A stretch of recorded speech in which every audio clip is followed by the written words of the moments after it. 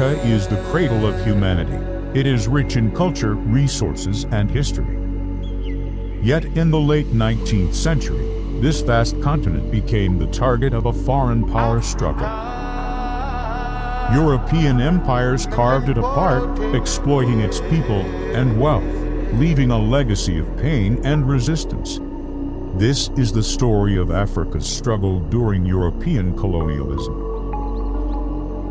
The scramble for Africa, also known as the Partition of Africa, was a period of rapid colonization of the African continent by European powers between approximately 1880 and 1914. This rush for territory, driven by economic, political, and social motivations, resulted in the division of the continent into colonies with little regard for existing African states, cultures, or ethnic boundaries.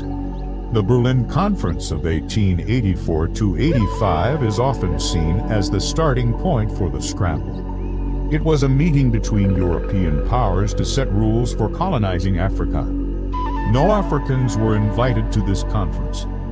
So let's start there, seeing how it set the stage for the scramble. First, why did these European nations want African lands?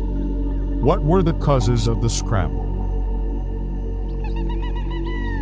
There were 5 main reasons why Europe wanted to divide and conquer Africa. 1. Economic interests. The Industrial Revolution in Europe created a huge demand for raw materials like rubber, minerals, and ivory. Africa had plenty of these resources. European powers also saw Africa as a big new market for the manufactured goods that their factories produced. To increase profits and get the best prices, they needed access to resources and markets, which colonizing Africa provided. Reason number 2, international rivalries and nationalism. There was intense competition among European nations. Having colonies was a way to show off a nation's power, prestige, and strength. Also, the unification of Germany and Italy in the 1800s created new, ambitious powers that wanted their own piece of the colonial pie. This scramble for Africa became part of a larger competition for global dominance. 3. Technological advancements. In the 1800s, Europeans developed medicines like quinine, which helped them fight malaria and other diseases. They also improved steamships and built railroads that allowed them to travel and ship resources easily.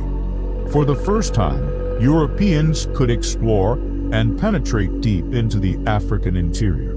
And they used advanced weapons like the Maxim machine gun to defeat African warriors. Number 4. The civilizing mission. Many Europeans believed that they were racially superior and had a duty to bring Western civilization, Christianity, and progress to what they saw as backward people. They used social Darwinism to justify taking land from Africans and argued that it was really a humanitarian mission. This idea is famously captured in Rudyard Kipling's poem, The White Man's Burden. The United States is a white man's burden. No. 5. The abolition of the slave trade. The Atlantic slave trade had been ended. Now European nations wanted to find other ways to make money from Africa, so they began extracting resources like rubber, diamonds, gold, and ivory. They called this legitimate trade because it didn't involve selling people as slaves anymore, but it still involved taking advantage of Africans. So those are the main reasons why European countries raced to colonize Africa. But how did they do it? How did the Berlin Conference of 1884–85 affect the scramble? First, let's look at the participants. Representatives from 14 nations attended the conference, including the main European powers: Britain, France, Germany, Italy, Portugal, Spain, Belgium, Austria-Hungary, and Russia, plus the United States. All these countries had interests in Africa and wanted a piece of the continent. Now here's the most important thing. No Africans were invited to this conference. Europeans talked about Africa, but they didn't invite Africans to talk about their future. They decided to ignore African leaders and just do whatever they wanted. During the talks, they discussed how to avoid conflicts while colonizing Africa and came up with the idea of effective occupation. A country could claim land if it could prove that it had control over that area. To do this, they needed to sign agreements with local leaders and have some kind of government there, even if it was just a small office with a few employees. After the conference, all the European powers started racing to take over as much of Africa as possible.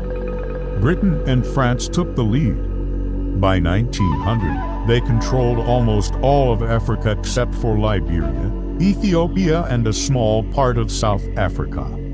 The scramble for Africa had four main consequences for the continent. First, new borders. Before the scramble, Africa had many different kingdoms, empires, and societies. But Europeans didn't care about these existing borders. They drew new borders that often split up ethnic groups or put groups that had been enemies for a long time into the same colony. This caused a lot of problems later when those groups wanted their own countries based on their own cultures. Second, economic exploitation. The European powers set up their own economies in Africa that were designed to help them make money. They took the raw materials like gold, diamonds, and rubber back to their home countries to be turned into finished products. This meant that African colonies never developed their own strong industries and stayed poor. Third, the end of traditional systems. When Europeans took over, they got rid of the old ways of governing and managing land. They put in place systems that worked for them and ignored the rights of local people. They also brought their own religions and tried to force Africans to convert. Fourth, loss of power. African leaders and people had no say in the decisions that affected their future. Europeans took away the right of Africans to govern themselves and made all the important decisions.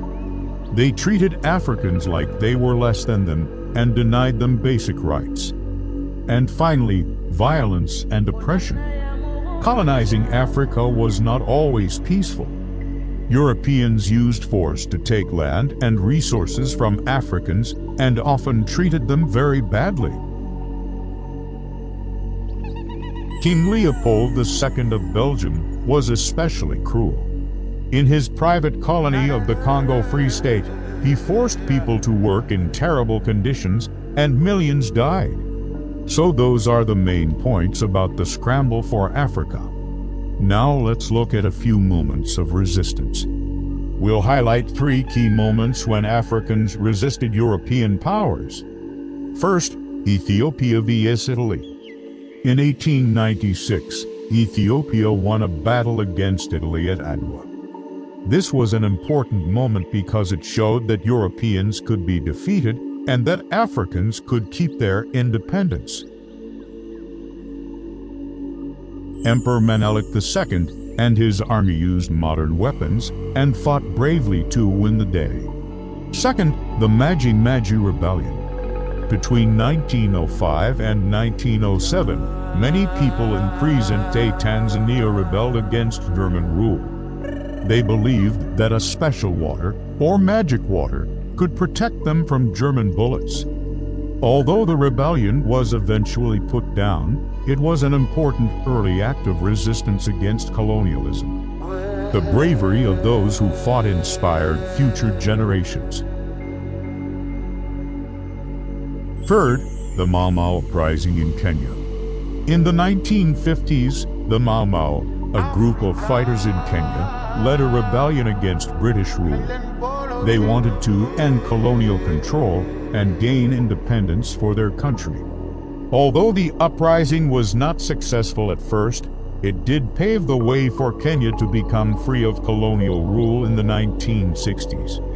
The Mama's bravery and determination are still remembered as an important part of Kenya's history. So those are three important moments of resistance during the scramble for Africa. Next, let's talk about the path to independence. After World War II, things began to change. European countries were weaker, and African leaders gained more support. Many countries in Africa became independent and free to govern themselves. Some examples include Ghana in 1957, Kenya in 1963, Nigeria in 1960, and Tanzania in 1961. These new African nations took their place on the world stage, ready to make their own decisions about their futures.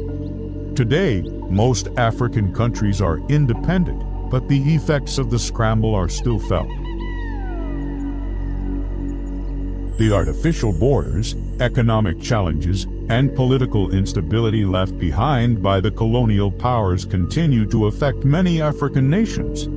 This video is part of our World Stripped Bare series, which explores themes of colonialism and neo-colonialism around the world. Each episode examines the lasting impacts of colonization and helps us better understand contemporary global politics. Don't forget to subscribe and hit the bell icon to stay informed about our latest content.